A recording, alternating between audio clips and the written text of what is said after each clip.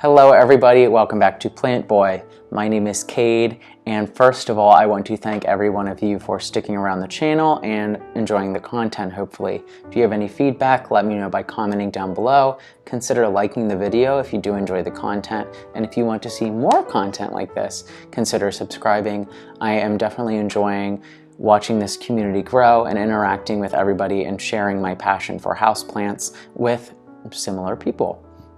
So obviously today's video is going to be about Tillandsias or air plants.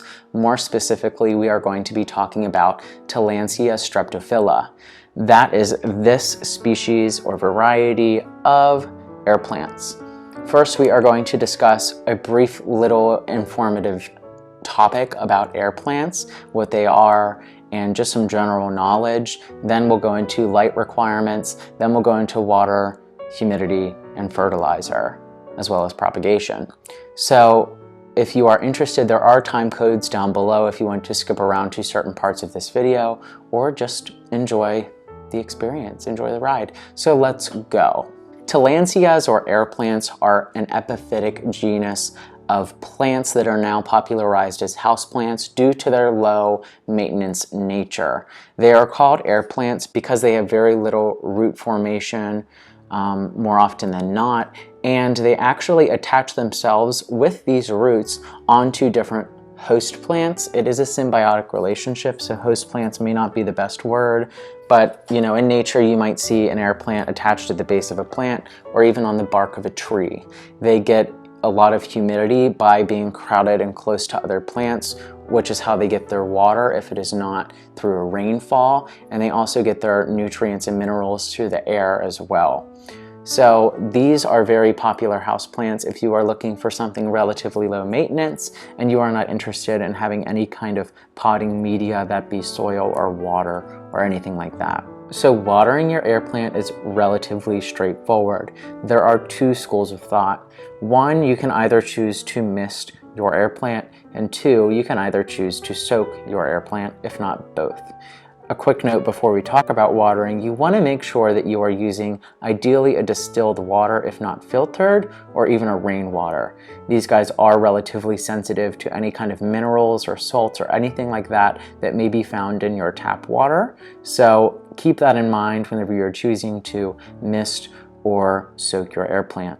If you are misting your air plant, I would recommend doing so relatively heavily, definitely kind of drenching the foliage several times a week if you are choosing to mist. More specifically, if you don't have a root ball like this is actually not very common. This would be more of an exception rather than the rule, I'd say, and this will definitely allow me to have a little bit more moisture for the plant over a longer period of time, so I will not have to water this quite as frequently as something that does not have a root ball that can absorb more water. Next, you can definitely choose to soak your air plants. I choose to soak my air plants just because I find it a little bit easier to not go around and mist these guys several times a week, but rather maybe once a week or once every other week out of the growing season, gathering them up, soaking them all together for several hours, if not overnight. Whenever you water these plants, regardless of how you are choosing to water them, make sure they dry out relatively quickly.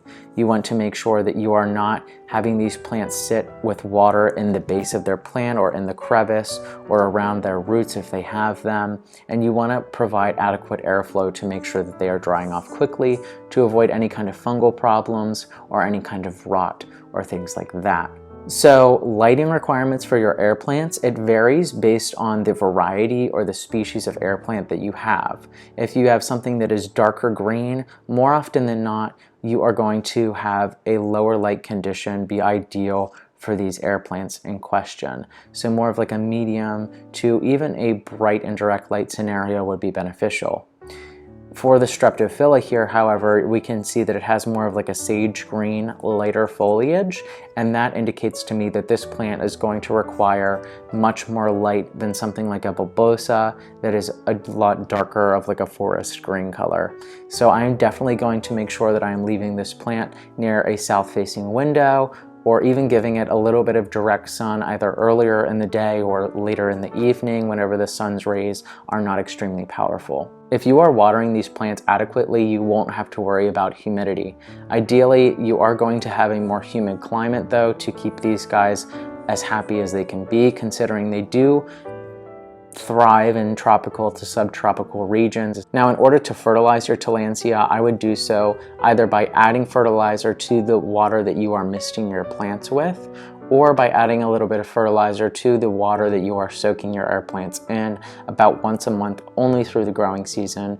There are air plant specific fertilizers that you can purchase, and I would highly recommend doing so. Last but not least, propagation of these plants is relatively straightforward. You have to propagate through division of pups more specifically, and pups are basically babies that the mother plant pushes out. With air plants specifically, those babies are going to come from the base of the plant right around here, and you will start to see little babies come out. And after they get reasonable in size, you can definitely just separate or cut them off, however you choose to do so, and then let that plant grow up on its own. So yeah, I think that just about covers the Streptophila here. Air plants are definitely very interesting plants, very visually striking in my opinion, also pretty low maintenance, and they're definitely becoming more popular. There are a lot of people that just have air plants, and I can't blame them. They're definitely easy to take care of. But I hope that you found this informative and helpful. If you have any specific questions, just let me know down in the comments below, and I will see you all in the next video. Bye.